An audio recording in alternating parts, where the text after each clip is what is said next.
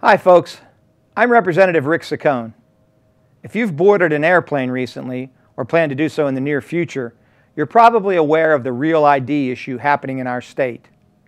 The Real ID Act, a 2005 federal law, was put in place in response to the 9/11 terror attacks as a way to establish security standards for state-issued driver's licenses and identification cards. The federal government considers Pennsylvania non-compliant with the Real ID Act. So how did Pennsylvania get to this point? In 2012, the state passed a Non-Participation Act that barred PennDOT from complying. This legislation was passed due to the fact that some Pennsylvanians felt the federal government was using this information to create a national database. Even though most Pennsylvanian licenses meet the Real ID standard, the Commonwealth still falls under a non-compliant state in regard to not having a specific federal approved symbol that is supposed to make tampering and forgery more difficult. In 2018, you will need a Real ID or a passport to board an airplane, even if you just want to travel from Pennsylvania to Florida.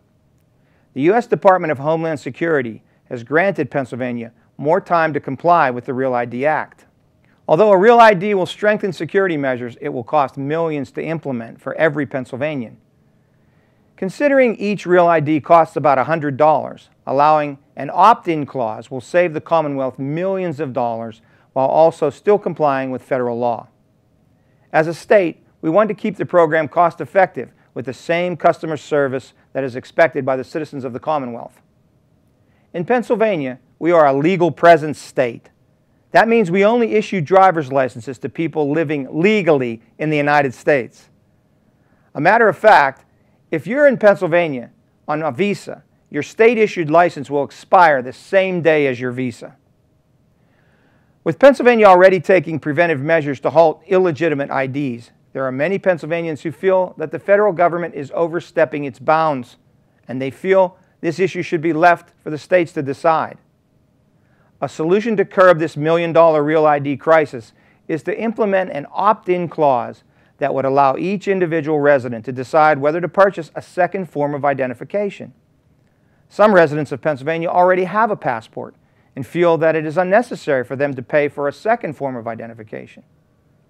Currently, 13 out of 26 compliant states have a voluntary opt-in clause. However, in those 13 states, only 25% of the people are opting in for a Real ID. Having an opt-in clause would benefit those who do not fly, those who already possess a passport, and those who will not be entering a government or nuclear facility.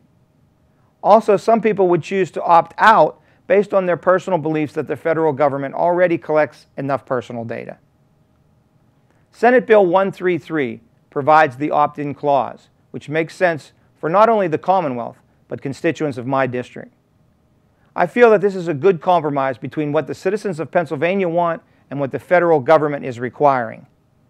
I look forward to hearing your thoughts on this issue. Until next time, I'm Representative Rick Saccone. In God we trust.